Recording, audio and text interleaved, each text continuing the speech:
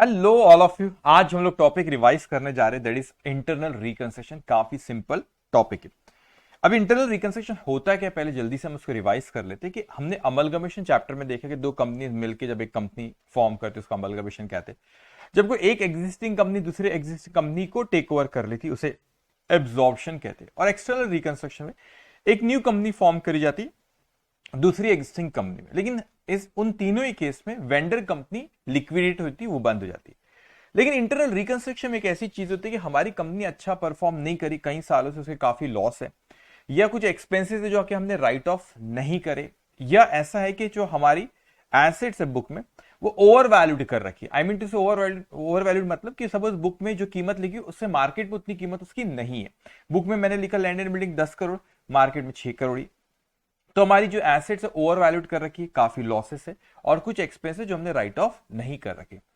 तो हम लोग चाहते हैं कि इस कंपनी को लिक्विडेट ना करें, लिक्विडेट भी ना हो, और हमारी जो हमारे स्ट्रक्चर है वो प्रॉपर हो जाए। तो अगर लिक्विडेट कर दूं तो फिर तो वो अमलगमेशन, एब्जॉर्प्शन, एक्सटर्नल रिकंस्ट्रक्शन का केस हो जाता है, वहां पे वेंडर कंपनी लिक्विडेट होती है। तो हम लोग विदाउट लिक्विडेटिंग कंपनी कि हम इस कंपनी के स्ट्रक्चर को अच्छा करना चाहते हैं। तो how it can be possible, कैसे उस स्ट्रक्चर को हम लोग अच्छा कर सकते हैं। तो एक तरीका होता है बेटा कि मैंने सोचा कि किस तरीके से हम कर सकते हैं, आप सोचते अगर। तो आपने देखा कि अगर ये जो भी मैं जिन चीजों के बारे में बोल रहा हूं कि ओवर वैल्यूड कर रखा है उसने, जैसे कि एसेट्स को over valued books of account में ज्यादा लिखा हुआ है, कुछ लॉसेस है उनके डेबिट बैलेंस होते हैं, एक्सपेंसेस राइट ऑफ जो नहीं करो एक्सपेंसेस के डेबिट बैलेंस होते हैं, इन सब के डेबिट बैलेंस है, इनको मुझे कम करना है। तो इनको मुझे कम करना है तो इनको क्रेडिट करना पड़ेगा। तो मेरे एसेट साइड में जो बैलेंसेस है उनको मुझे कम करना, लेकिन मैं किसके अगेंस्ट में एडजस्ट करूंगा, वो भी तो क्वेश्चन राइज होता है। तो हम लोग लाइबिलिटी साइड में जाते हैं, लाइबिलिटी साइड में हम लोग को बहुत लोगों को पैसा देना है।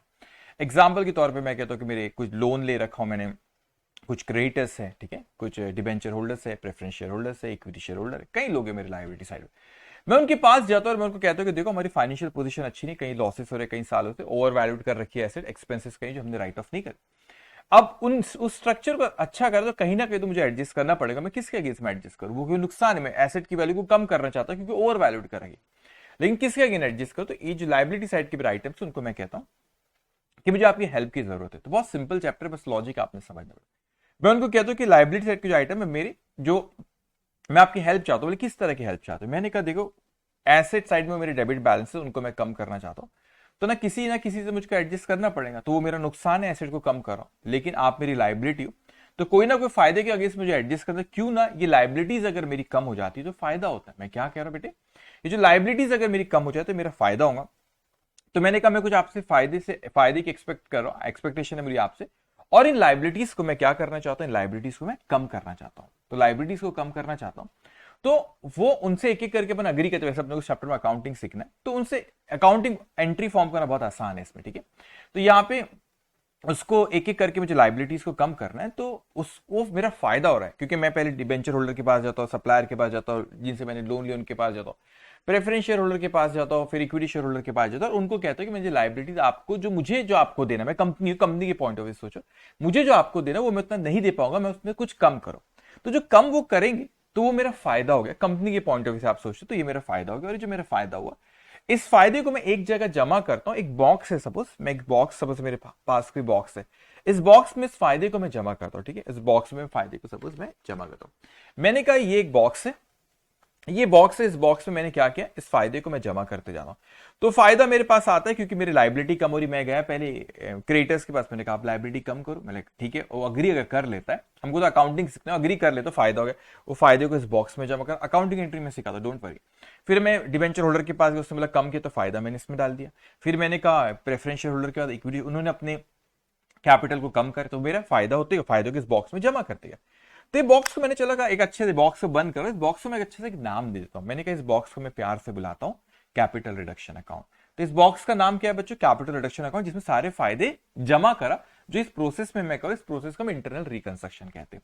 तो सारे फायदे को मैंने इस बॉक्स के अंदर जमा कर दिया, ठीक है। एंट्रीज में सिखा रिवाइज करा था, उसमें कुछ भी नहीं, ठीक है। तो सारे फायदे को अपन इसके अंदर जमा कर लिए बेटा, और इसको अपन क्या कहते हैं, सारे फायदे को जो अपन इसके अंदर जमा करें उसे हम क्या कहते हैं, उसे हम लोग कहते हैं कैपिटल, इस बॉक्स को हम कहते हैं कैपिटल रिडक्शन, इसमें सारे फायदे जमा हो। लेकिन मेरे नुकसान है जिनको मुझे इस फायदे के इसमें एडजस्ट करना है, तो मैंने इस बॉक्स में जमा कर लिया सारे फायदे को, और जो भी नुकसान हो रहा है उस नुकसान को इस फायदे के अगेंस्ट में एडजस्ट करूंगा। एंट्री की फिक्र मत करना। तो मैंने कहा कैपिटल रिडक्शन या अकाउंट इसमें फायदे को जमा करते गया करते करते मेरे सपोज 10 लाख के फायदे इसमें रखे हुए, और मैंने कहा इसमें से नुकसान जो मेरे हैं उसके अगेंस्ट में एडजस्ट, और एक्सपेंसेस थे एग्जांपल उसको राइट ऑफ करना है, लॉसेस जो उसको राइट ऑफ करना है, तो सारे नुकसान को मैं इस फायदे के अगेंस्ट में राइट ऑफ करूंगा। तो मैंने एक राइट ऑफ किया तो मेरा कैपिटल रिडक्शन की वैल्यू कम हुई, फिर दूसरे नुकसान को राइट ऑफ किया, कैपिटल रिडक्शन की वैल्यू कम हुई। ऐसे जो जो भी नुकसान है वो कैपिटल रिडक्शन के अगेंस्ट बेटा मैं राइट ऑफ करते जा रहा हूं। तो आखिरी में मेरे सपोज 10 लाख रुपए का फायदा हुआ था, इस बॉक्स में रखा हुआ था, 10 लाख रुपए का सपोज मेरा को फायदा होता है, इस बॉक्स में रखा हुआ था, और से मैं कैपिटल रिडक्शन इस नाम से बुलाता हूं इस बॉक्स को, और सारे नुकसान जो थे मेरे इंटरनल रिकंसिलिएशन प्रोसेस के बाद इसी फायदे से मैं एडजस्ट करते गया, और आखिरी में जो भी बैलेंस इस कैपिटल रिडक्शन अकाउंट में बचता है उस अकाउंट को हम लोग, जो भी बैलेंस इसमें बचता है वो रेवेन्यू नेचर का प्रॉफिट नहीं, वो कैपिटल नेचर का हो गया ना। अब हम मुकेश अंबानी जी से पूछे बताओ बताओ तुम्हारा काम क्या है, तो बोलेंगे कैपिटल रिडक्शन, मेरा काम है इंटरनल रिकंस्ट्रक्शन का, नहीं। तो ये कोई रेवेन्यू नेचर का प्रॉफिट भी, 10 लाख रुपए का फायदा हो गया था लेकिन 8 लाख रुपए के नुकसान मैंने एडजस्ट करा, इसमें 2 लाख रुपए बचे, क्योंकि कैपिटल नेचर का प्रॉफिट हो गया मेरा 2 लाख रुपए का जो बच गया।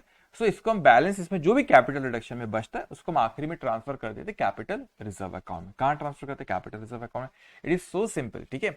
तो एंट्रीज रटना नहीं चैप्टर की, मैं आपको बता दूं एंट्री वाइज हम करेंगे, रेगुलर बैच में हमने काफी इसके बारे में बात करें, हम लोग इसको रिवाइज कर दे कि किस तरीके से बच्चों आपको एंट्री फॉर्म करना आना चाहिए, ठीक है। तो उसके बारे में बताता हूं, आसानी से हो जाएगा। देखो वो डेफिनेशन आपसे कहता है, internal reconstruction is the process of A change in companies capital structure and adjust asset and liabilities book value without liquidating the company. हम कंपनी को लिक्विडेट करना नहीं चाहते और बैलेंस शीट की शक्ल सुधारना चाहते, ठीक है। अब scheme approval, the scheme requires approval from share holders, debenture holder and affected creditors. Obviously आप लाइबिलिटी साइड में आपके जो डिबेंचर होल्डर है, क्रेडिटर्स है, लोन जिनसे आपने लिए बेटा, preference share holder, equity share holder, उनके राइट्स को अफेक्ट कर रहे हैं ना। उनको आप बोल रहे कि हम आपको कम देंगे, आप थोड़ा सा अपनी कम हमसे मतलब जो भी मुझको देना उसमें से मैं कम कर रहा हूं उस अमाउंट को, तो कम कर रहा हूं तो वो उनका राइट्स तो अफेक्ट हो रहा है, तो उनका अप्रूवल लेना जरूरी होता है। कोर्ट का अप्रूवल भी यहाँ पे लगता है। Reason for internal reconciliation, when a company has accumulated losses, fictitious asset और asset with market value below what? Below values। तो अगर उसकी यहाँ पे कहते हैं कि मैंने कंपनी accumulated losses अगर कुछ है, fictitious asset और asset with market value below book value, मैंने जैसे आपसे कहा कि बुक वैल्यू ज्यादा है एसेट्स की, तो आपको लगा मार्केट वैल्यू कम है, तो अननेसेसरी ओवर वैल्यूड कर रखी बुक्स ऑफ अकाउंट में। There are so many losses, there are so many expenses जो हमने राइट ऑफ नहीं करे, फिक्टिशियस ऐसे like preliminary expenses, miscellaneous expenses जो हमने राइट ऑफ नहीं करे, then discount on issue of debenture and all that जो हमने राइट ऑफ नहीं करे, तो we want to write it off without, हम लिक्विडेट भी नहीं करना चाहते कंपनी, ठीक है। तो उसका रीजन है।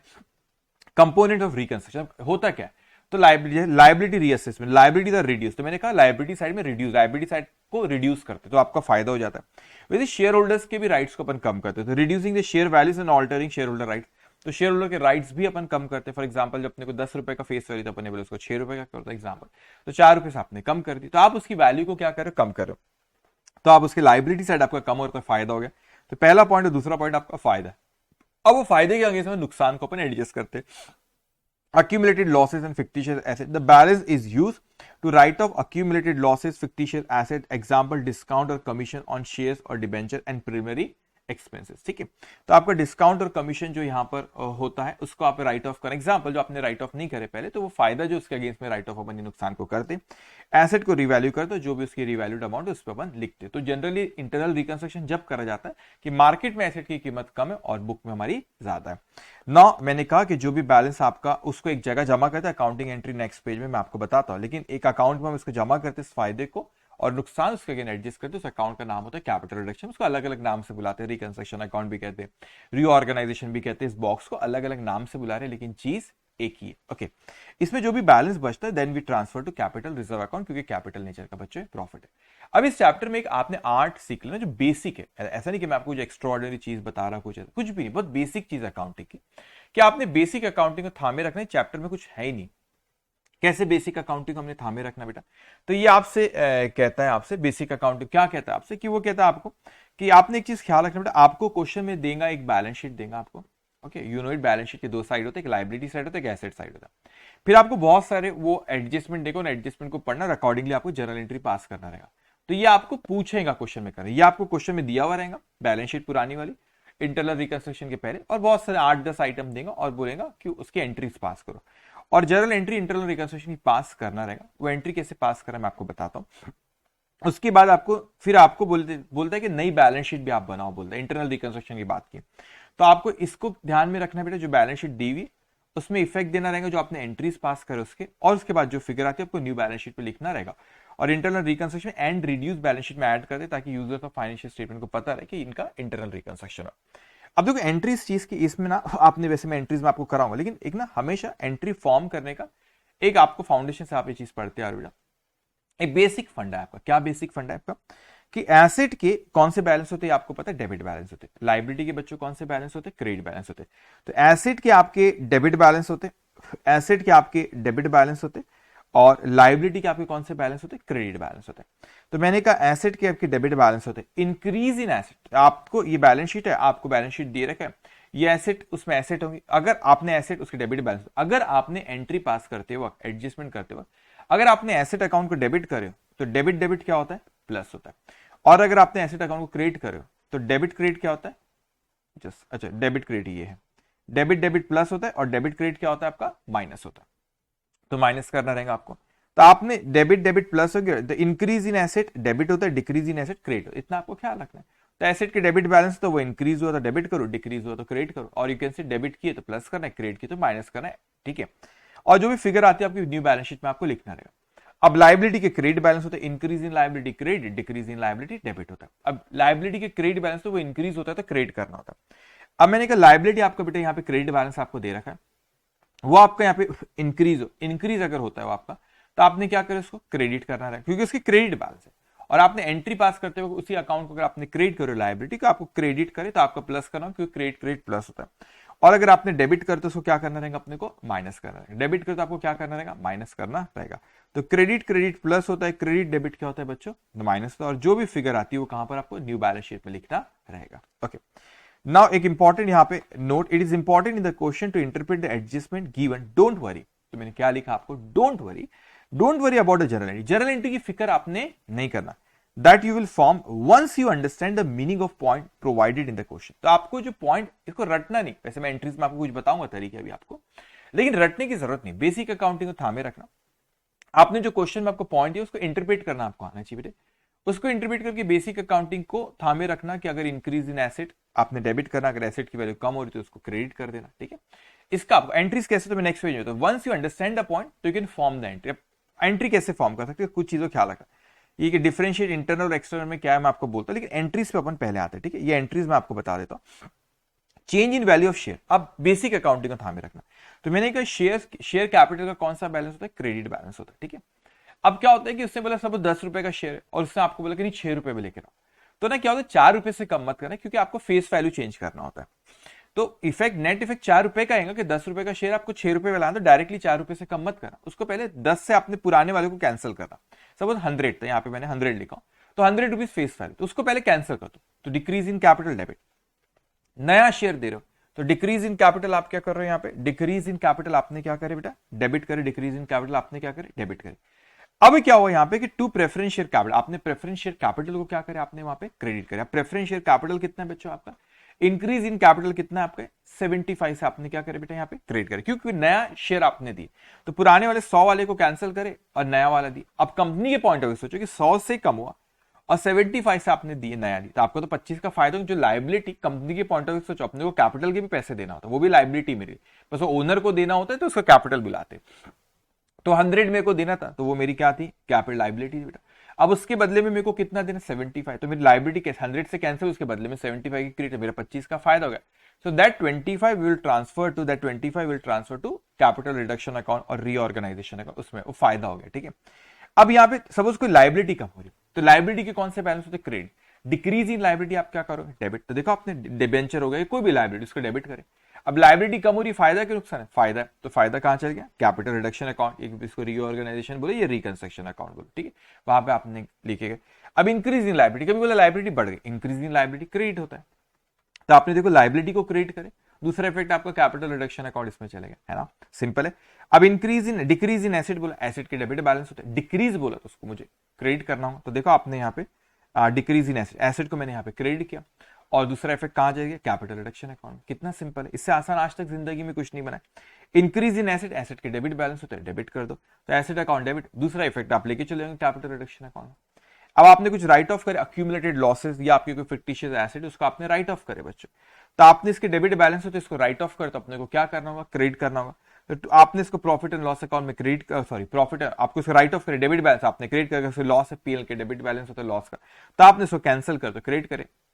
डिस्काउंट हो गया, ये कॉमन शेयर्स, या आपने डिबेंचर हो गया, discount on issue of shares, ये कम, ये ठीक है, ये कमीशन ऑन शेयर्स, या आपने नॉर्मल कमीशन ऑन शेयर्स होना चाहिए। एनीवेज बेटा, आपने इसको राइट ऑफ करे, और ये प्रिलिमिनरी एक्सपेंसेस इसको आपने राइट ऑफ करे, तो आप इसको राइट ऑफ करे, तो आपने क्या करना है, उसके डेबिट बैलेंस होता है एक्सपेंस के लॉसेस से, राइट ऑफ कर दो, क्रेडिट कर दो, कैपिटल रिडक्शन अकाउंट में एडजस्ट कर। अभी स्टार मार के उसके ऊपर मैं आता हूँ, और जो भी बैलेंस आपका कैपिटल रिडक्शन में फिर बचा, that we transfer to capital reserve account. ठीक है, अब एक चीज ख्याल रखना, ये जो स्टार मार्कर है, हमारा इंटरनल रिकंस्ट्रक्शन का पर्पज ही होता है कि ये फिक्टिशियस एसेट लॉसेस को राइट ऑफ करो, इसीलिए such item should be written off even in absence of any direction in the question to write it off. अपने को इसको राइट ऑफ करना रहेगा, इवन दो क्वेश्चन साइलेंट है उसके बावजूद भी अपने को क्या करना रहेगा, इवन दो क्वेश्चन साइलेंट है उसके बावजूद भी अपने को इसको क्या करना रहेगा, राइट ऑफ करना रहेगा। क्वेश्चन नहीं बोला राइट ऑफ करो, तो भी इंप्लाइड है कि राइट ऑफ करने, क्योंकि इंटरनल रिकंस्ट्रक्शन का हमारा पर्पज ही होता है। ठीक है, अब एडिशनल इतना तो अपने को करें, इसके अलावा कुछ और चीजें उसने कह दिया तो कर लेंगे। नॉर्मल एंट्री, फॉर एग्जाम्पल कभी कह देता है क्वेश्चन में इश्यू ऑफ शेयर्स के एंड ऑल दैट, ऐसा कुछ बोला तो उसकी नॉर्मल एंट्रीज पास करना रहेगा। देखेंगे additional action, apart from the above the scheme में contain raising of finance by calls on shares. कभी ऐसा हो सकता है कि पार्टली पेड अप है तो आपने पैसा बुलाए, या और repayment of certain liability and expense, कभी बोलता है कि कोई लायबिलिटी पे कर दो, एक्सपेंस पे कर दो, कोई भी क्वेश्चन में बोला तो उसकी एंट्री अकॉर्डिंगली पास कर लेंगे, and for which necessary entry will come according to exact nature of transaction given in the question. लेकिन बेसिक फंडे को याद रखना, एसेट्स के डेबिट बैलेंस होते हैं, इंक्रीज हुआ डेबिट, डिक्रीज हुआ क्रेडिट, लायबिलिटी के क्रेडिट बैलेंस होते हैं, इंक्रीज हुआ क्रेडिट, डिक्रीज हुआ डेबिट, कैपिटल के क्रेडिट बैलेंस होते हैं, इंक्रीज हुआ क्रेडिट और डिक्रीज हुआ debit. Okay, now here difference between internal reconstruction and external reconstruction. अब देखो हुआ क्या यहाँ पे कि इंटरनल रिकंस्ट्रक्शन में आपसे क्या कह रहा है कि यहाँ पे, और डिफरेंशिएट लिक्विडेशन, तो इंटरनल रिकंस्ट्रक्शन में आपकी कंपनी लिक्विडेट नहीं हो रही, एक्सटर्नल रिकंस्ट्रक्शन में लिक्विडेट हो जाती है। फॉर्मेशन यहाँ पे नो, क्यों कोई न्यू कंपनी फॉर्म नहीं हो रही बेटा, इंटरनल रिकंस्ट्रक्शन वही कंपनी में आप रिस्ट्रक्चर करो, मगर एक्सटर्नल रिकंस्ट्रक्शन में न्यू कंपनी फॉर्म होती है। कैपिटल रिडक्शन, यहाँ पे कैपिटल रिडक्शन होता है, और यहाँ पे ऐसा कोई कैपिटल रिडक्शन ये सब नहीं होता, न्यू कंपनी फॉर्म होती है तो वहां पे तो शेयर्स इशू करते हो। लीगल रेगुलेशंस को कंपनीज एक्ट का सेक्शन 66 डील करता है, इसको 232 करता है। Okay, this is all about internal reconstruction, इतना सिंपल है। इस पर सुपर 60 में क्वेश्चन आपको यहाँ पे दिया, और बहुत सिंपल क्वेश्चन है। ठीक है, ये चैप्टर ही सिंपल है, इससे इजी कुछ है ही नहीं। ठीक है, अब क्या कह रहा है, ये पेज नंबर आपके सुपर 60 में पेज नंबर 56 में दिया हुआ बच्चा। ठीक है, 56 में दिया, the balance sheet of Messrs Cube, the balance sheet of Messrs Cube limited as on 31st of March 2013 is given below. अब उसने बैलेंस शीट यहाँ पे अपने को दे रखा है, shareholders fund, non current liability, current liability, then non current asset, current asset उसने आपको यहाँ पे दिया है। ठीक है, फिर शेयर कैपिटल, फिर रिजर्व एंड सरप्लस, उसने यहाँ पे उसके ये सारे रिजर्व एंड उसने आपको वो दे रखा है, नोट्स अकाउंट उसने दे रखा है। ठीक है, अब आपने जब भी क्वेश्चन इंटरनल रिकंस्ट्रक्शन के जब भी आप सॉल्व करते हो तो आपने ख्याल रखना, अपने को ये जैसे यहाँ पर 9 पॉइंट दे रखा है बच्चों, तो ये 9 पॉइंट का अपने को पढ़ना और इसकी एंट्री पास कर रहे हैं, इससे आसान कुछ भी नहीं। अब मैं आपको डायरेक्ट यहीं से पढ़ रहा हूँ, क्वेश्चन आपको दे रखा है उसने, कुछ भी नहीं, सिंपल है, बैलेंस शीट दिया, उसके नोट्स अकाउंट नीचे दे रखा है। ठीक है, अब एंट्री फॉर्म कैसे करना, एक बार क्विक हम उसको रिवीजन कर लेते हैं। फॉर एग्जांपल पहला कह रहा है, the preference share are to be written down ₹2.80 and the equity share ₹2, मतलब हमको प्रेफरेंस शेयर कैपिटल जो 100 का है उसको 80 पे लेके आना। एक एक करके बात करता हूं, 80 पे लेके आना। तो पहले मैंने आपको सिखाया भी 2 मिनट पहले कि आप पहले 100 वाले को कैंसिल करो, इसको कैंसिल करेंगे, फिर कोई भी कैपिटल हो सकता है, प्रेफरेंस हो सकता है, इक्विटी, आपने कैंसिल करेंगे। तो आप देखो प्रेफरेंस शेयर कैपिटल आपका कितने का बच्चों, यहाँ पे ये तो ऑथोराइज दे रखा है, ये इश्यूड सब्सक्राइब पेड अप, ये आपका प्रेफरेंस शेयर कैपिटल है आपका, ये 200 का है आपका। ठीक है, अब देखो यहां पर उसने क्या किया, 200 से कैपिटल को कम किया, डिक्रीज इन कैपिटल, क्योंकि ये आपका 100 का था। ठीक है, अब वो एक्चुअल में नंबर ऑफ शेयर कितने, 2 लाख है, तो अब मेरे को 80 पे बोल रहा है, तो मैं यहाँ पे बोलूंगा बेटा 2 लाख शेयर है, multiply by 80, that will come 160, that will come how much, 160। ठीक है, तो 200 है आपका, और आपने उसको कितने पे लेकर आया, आपने उसको लेकर आया कितने पे, 160 पे, तो बच रहा कितना आपका, 40 आपका बचा, दैट इज वो आपका फायदा हो गया। उसका आप रिकंस्ट्रक्शन अकाउंट, वो एक ही चीज है, रिकंस्ट्रक्शन बोलो, कैपिटल रिडक्शन बोले, सारी एक ही चीज है बेटा। अब वैसे इक्विटी का आपको उसने कहा कि उसको कितने पे लेके आना, 2 पे लेके आना। तो इक्विटी एक्चुअल में है कितना आपका, इक्विटी अभी हमारा 10 रुपए का 50 लाख शेयर। ठीक है, तो आपका टोटल था कितना, वो आपका 500 है, तो आपने 500 से कैंसिल करे। ठीक है, अब आप उसको लेकर आ रहे 2 पे, तो वैसे शेयर्स कितने आपके 50 लाख, तो 50 लाख मैंने कहा शेयर से और 2 रुपए का एक लेकर आ रहे, तो आ गया आपका 100, बचा हुआ फायदा हो गया, तो आपका चले गया रिकंस्ट्रक्शन अकाउंट में। ठीक है, अब उसके बाद वो आपको सेकंड पॉइंट कहता है। ठीक है, सेकंड पॉइंट यहाँ पे थे preference share dividend in arrears for 3 years, जो कि प्रेफरेंस शेयर डिविडेंड थे जो 3 साल से अरियर्स में थे, to be waived off by 2/3। अभी बड़ा इंटरेस्टिंग होता है, बच्चे कभी सोचते थे 2/3 से वे ऑफ करे डिविडेंड को, उसकी एंट्री पास करो, उसकी एंट्री पास ही नहीं होगी। आप बोले how it can be possible, 2/3 way of कर रहा, आप बोलते उसकी एंट्री मत पास करो। हाँ, उसकी एंट्री पास करना ही नहीं। अब क्यों नहीं करना? क्योंकि आपने प्रेफरेंस डिविडेंड पेबल आपने ऐसे कोई अकाउंट ही नहीं क्रिएट करे। अगर डिविडेंड पेबल कोई अकाउंट बैलेंस शीट में रहता है, इसका मतलब आपने पहले लायबिलिटी बुक करे। आई मीन टू से, अगर आपने कोई चीज को लायबिलिटी पहले बताए ही नहीं हो, अगर आपने कोई लायबिलिटी पहले बताए ही नहीं हो, तो लायबिलिटी का कैंसिल करने का सवाल ही नहीं उठता। तो 2/3 आपने पहले तो आपने प्रेफरेंस डिविडेंड ऐसा लायबिलिटी नहीं बताया, तो कैंसिल करने का सवाल ही नहीं उठता। तो 2/3 की कोई एंट्री पास अपने को करना ही। लेकिन जो बैलेंस 1/3 है, उसके लिए आप इक्विटी शेयर्स इश्यू कर रहे हो। तो कुछ बच्चे सोचेंगे सर डिविडेंड आप मतलब लायबिलिटी आपकी कैंसिल हो रही है, तो डिक्रीज इन लायबिलिटी आप डेबिट कर दो। तो some of you may say that liability account debited to equity share कर दो, लेकिन liability account debit to liability account को डेबिट ही नहीं कर। आप बोले क्यों? क्योंकि लायबिलिटी बुक ही नहीं करे ना। यस, मगर आप शेयर्स इश्यू करते तो इक्विटी शेयर कैपिटल आपके जरूर क्रेडिट होगा, लेकिन आप लायबिलिटी कोई अकाउंट रहता तो कैंसिल करता बेटा। लायबिलिटी डिविडेंड के ऊपर अगर कोई लायबिलिटी रहती तो कैंसिल करता, है ही नहीं ऐसे। लेकिन शेयर्स इश्यू करते टू इक्विटी शेयर कैपिटल करेंगे, और डेबिट ऑब्वियसली हमको करना रहेगा रिकंस्ट्रक्शन अकाउंट को। तो आप यहां पे देखोगे कि आपके 200 का प्रेफरेंस शेयर था, 8% डिविडेंड होगा उसका, और हाउ इट कैन बी 3 1/3 उसने बोला। अच्छा 1/3 3 साल का वो आउटस्टैंडिंग, तो मल्टीप्लाई बाय 3, इसका 1/3 उसने यहाँ पे लिया। ठीक है, तो आपका 16 आ रहा है। ठीक है, 200 का 8%, 3 साल का, उसका 1/3 16। तो आपने इक्विटी शेयर कैपिटल को तो क्रिएट कर दी, किसको डेबिट करना पड़ेगा? रिकंस्ट्रक्शन। बच्चे सोचे नहीं नहीं नहीं सर वो करो लायबिलिटी को कैंसिल, अरे लायबिलिटी बुक ही नहीं करे तो कैंसिल करने का सवाल ही नहीं उठता, तो that goes to reconstruction account. Okay, अब उसके बाद यहां पे कहता है आपसे third, debenture holder agree to take one freehold property at its book value ₹150 lakh in part payment of their holding. मतलब पूरे का सेटलमेंट नहीं कर रहे डिबेंचर होल्डर जो होंगे, उन्होंने बोले कि and the balance debenture to remain as life, बच्चे जितने की भी डिबेंचर होंगे, तो डिबेंचर होल्डर आपके जितने भी की होंगे, डिबेंचर होल्डर आपको मिल जाएंगे यहाँ पे कहाँ, long term borrowing note number 3 में आपको मिलेंगे। डिबेंचर होल्डर है मेरे 200 के, तो वो 200 बोलते नहीं पूरा सेटलमेंट नहीं करे, 200 में से उन्होंने बोले कि हम लोग बोले 150 का सेटलमेंट करो, फ्री होल्ड प्रॉपर्टी लेकर चले जा रहे, मतलब उन्होंने बोले का पैसा नहीं दे पा रहे तो प्रॉपर्टी लेके चले गए 150 लाख की। ठीक है, तो आपकी लाइबिलिटी कैंसिल हो रही है, decrease in liability debenture cancel हो रहा है। तो डिक्रीज इन लाइबिलिटी क्या करते हैं बच्चों पर? डेबिट करते हैं। तो डिक्रीज इन लाइबिलिटी हम लोग डेबिट करेंगे, तो डिबेंचर अकाउंट को मैं क्या करूंगा बच्चों, यहाँ पे डिबेंचर अकाउंट को मैं क्या कर दूंगा बच्चों, वहां पे डेबिट करूंगा। तो मैंने यहाँ पे डिबेंचर अकाउंट को यहाँ पर डेबिट करा, कितने से डेबिट किया बेटा डिबेंचर अकाउंट को? 150 से, डिक्रीज इन लाइबिलिटी 150 किया। ठीक है, अब उसके बाद एसेट भी तो कम हो रही क्योंकि फ्री होल्ड प्रॉपर्टी लेके जा रही, डिक्रीज इन एसेट कितना आसान है देखो, डिक्रीज इन एसेट क्रेडिट 150। वो 50 का मत बोलो डिबेंचर तो 200 की, तो उसने क्वेश्चन स्पेसिफिकली बोला कि जो रिमेनिंग 50 वो एज ए लाइबिलिटी रहेंगे, उसका कोई सेटलमेंट अभी नहीं किया। ओके, उसके बाद कहता है interest accrued and due on debenture to be paid in cash. तो आपका इंटरेस्ट अक्रूड ऑन डिबेंचर कोई आपकी लाइबिलिटी नजर आ रही है क्या?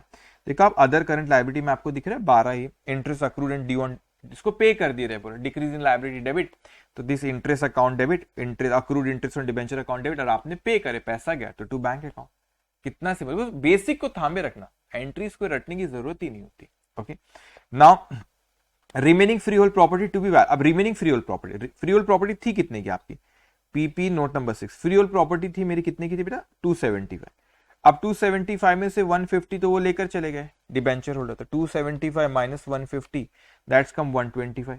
इसको वो रिवैल्यू करने पे बोल रहा है पॉइंट नंबर 5 में 200 पे, तो मेरे को कितने से बढ़ाना है? 75 से मेरे को बढ़ाना है, इंक्रीज इन एसेट डेबिट। तो free hold property account debit 75, मेरा फायदा हो गया, एसेट की वैल्यू को बढ़ा रहा है। तो दूसरा इफेक्ट अपने सीधा रिकंस्ट्रक्शन अकाउंट में लेकर चले गए, रिकंस्ट्रक्शन अकाउंट कितना सिंपल है बेटा। ओके, अब उसके बाद वो आपसे कहता है all investment sold out for ₹125 lakh. आपने सारे के सारे इन्वेस्टमेंट बेचे, कितने में बेचे आपने? 125 लाख में, तो आपका 125, आपके इन्वेस्टमेंट थे कितने के? इन्वेस्टमेंट आपके थे 100 की चीज 125 में बेचे। वैसे तो इसको पीएनएल अकाउंट में ट्रांसफर करते हैं, लेकिन क्योंकि ये रिकंस्ट्रक्शन प्रोसेस के वक्त ही हो रहा है, तो आप उसको रिकंस्ट्रक्शन अकाउंट में ट्रांसफर, इंटरनल रिकंस्ट्रक्शन के वक्त हो रहा है, तो हम उसको रिकंस्ट्रक्शन अकाउंट में ट्रांसफर करेंगे। तो मैंने यहाँ एंट्री पास किया, बैंक अकाउंट डेबिट 125, मैंने एंट्री पास किया बैंक अकाउंट डेबिट 125।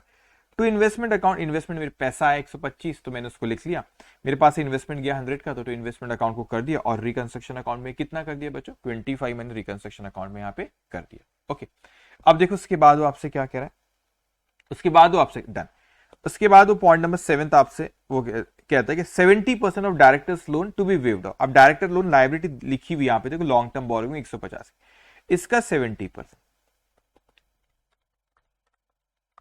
वो आता है 105। तो वो कहता है वे ऑफ, क्या कह रहा है 70% director loan to be waived off and for the balance equity share. तो वो कह रहा है कि मतलब हम कैंसिल तो लोन पूरे से हो रहा है, लेकिन 70% से माफ कर दिया और बचे हुए 30% के लिए इक्विटी शेयर। तो कैंसिल तो पूरे से हो रहा है आपका 150 से, क्योंकि आप बचे हुए 30 की लिक्विडिटी दे रहे हो ना, तो लोन तो पूरे से कैंसिल करना पड़ेगा।